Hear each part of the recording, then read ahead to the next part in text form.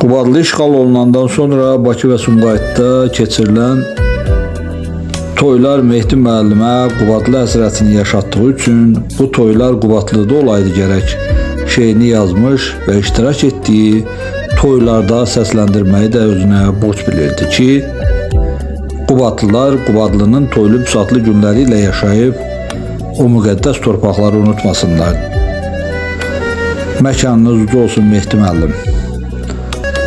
Namiq Ələkbərovun bəstəsi və ifasında bu həzin və gözəl mahnını dinləyib bölüşməyi də unutmayın. Bu talih bizlerden yamancaymış, biraz sabırlı ol, partlama yürek, neyleyek talihim, işi beleymiş.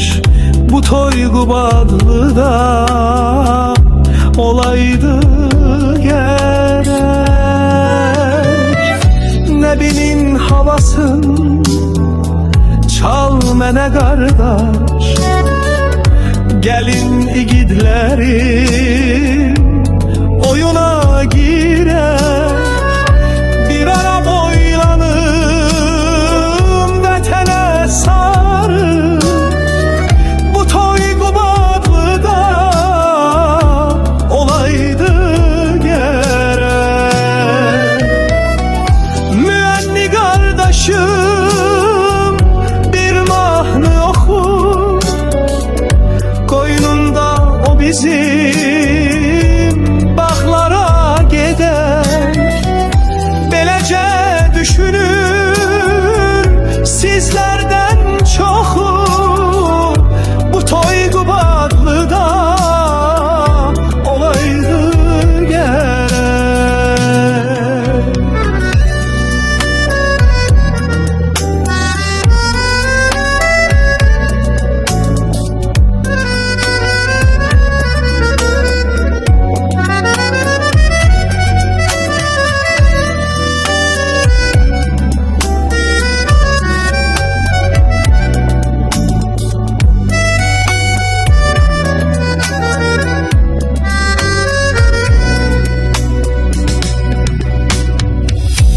Bahar akşamı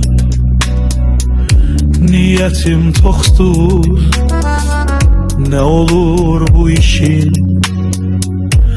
ahırı göre, hayana yozuram, elace yoktur. Bu toy Qubadlıda olaydı gerek. Fəqət Bakıdadır bu toy bu gece, xəzri küləkləri cövlan edərək, qəlbimi ruhumu dağlayır necə. Bu toy Qubadlıda olaydı gerek.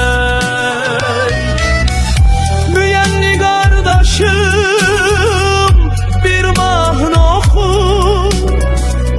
koynunda bizim bağlara gedək. Beləcə düşünür sizlərdən çoxu, bu toy Qubadlıda olaydı gerek. Bu toy Qubadlıda